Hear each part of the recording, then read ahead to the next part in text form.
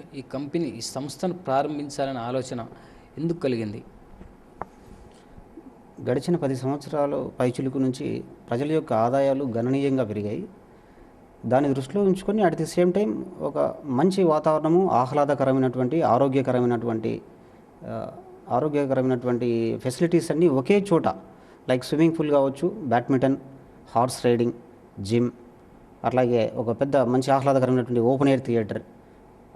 ఇది ఆంధ్రప్రదేశ్, తెలంగాణలో మరెక్కడా లేని విధంగా ఇటువంటి చిన్న టౌన్లో స్థాపించాలనేటువంటి ఒక తపనతోటి సర్వీస్ మోటివ్తోనే దీన్ని స్థాపించడం జరిగింది.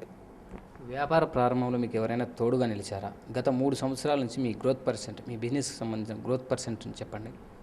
ఎంతుందా? వ్యాపారపరంగా మాకు మా మాతృ సంస్థ అయినటువంటి Srishti group, at the same time Pagidi Raghunath Reddy గారు, జంపాల రాజశేఖర రెడ్డి గారు, who is CEO for our Srishti group of companies. So వారి యొక్క సహకారంతో మేము దీన్ని నెలకొల్పడం జరిగింది. వ్యాపారం ప్రారంభించిన తొలినాళ్ళలో మీకు ఏమైనా ఆటంకాలు కానీ, ప్రతిబంధకాలు కానీ, ప్రతికూల పరిస్థితులు ఏమైనా ఎదురయ్యా? దాని గురించి ప్రారంభ దశలో వరల్డ్ క్లాస్ ఫెసిలిటీస్ ఉండబడినటువంటి ఇంత పెద్ద వరల్డ్ క్లాస్ ఫెసిలిటీస్ ఉండబడినటువంటి ఇన్ఫ్రాస్ట్రక్చర్ కలిగినటువంటి రాయల్ కౌంటీ రిసార్ట్స్ నందు ఉద్యోగ నిమిత్తం ఇక్కడికి వచ్చేటువంటి వారి సంఖ్య కొద్దిగా కష్టంగానే ఉన్నది. దాని తర్వాత ఇక్కడ వచ్చిన తర్వాత ఈ ఫెసిలిటీసు మేనేజ్మెంట్ వారి యొక్క సహకారంతో వాళ్ళు ఇక్కడే ఉండటం జరిగింది. తద్వారా ప్రజలకందరికీ మంచి సర్వీసెస్ ఇస్తూ ముందుకు పోవటం జరిగింది. వ్యాపారం ఏ విధంగా అభివృద్ధి చెందిందంటారు? ఈ వ్యాపారం ప్రారంభించే దశలో కానీ, కొనసాగుతున్న దశలో కానీ కీలకమైన సమయం, టర్నింగ్ పాయింట్స్ ఏమైనా ఉన్నాయా? కీలకమైన మలుపులు తిరిగినటువంటి అంశాలు ఏమైనా ఉన్నాయా? చెప్పండి.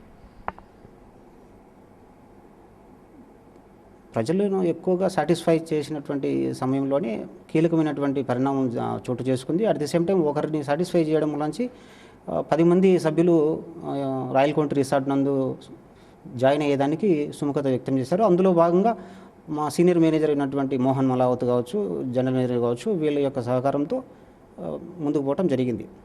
భవిష్యత్ ప్రణాళికలు ఏమైనా ఉన్నాయా? దీన్ని డెవలప్ చేసి విస్తరణకు సంబంధించిన డైవర్సిఫికేషన్ ఏమైనా ఉన్నాయా? ఇంకా ఏమైనా ఇటువంటి సంస్థలు నెలకొల్పాలనే ఉద్దేశం ఏమైనా మీకుందా?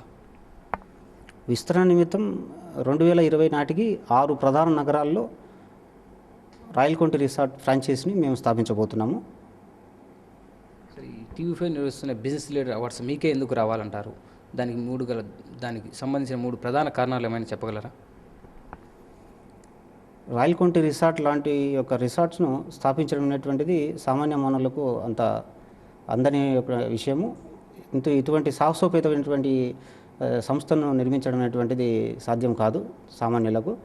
మేము చాలా ప్రౌడ్గా ఫీల్ అవుతున్నాము. ఇటువంటి రాయల్ కౌంటీ లాంటి రిసార్ట్ ప్రజలకు అందించి తద్వారా సర్వీస్ మోటివ్తోని వాళ్లకు మా యొక్క సర్వీసెస్ ఇచ్చేస్తూ డెఫినెట్గా ఈ అవార్డు అనేటువంటిది మాకు వస్తుందని మేము ఆశిస్తున్నాం.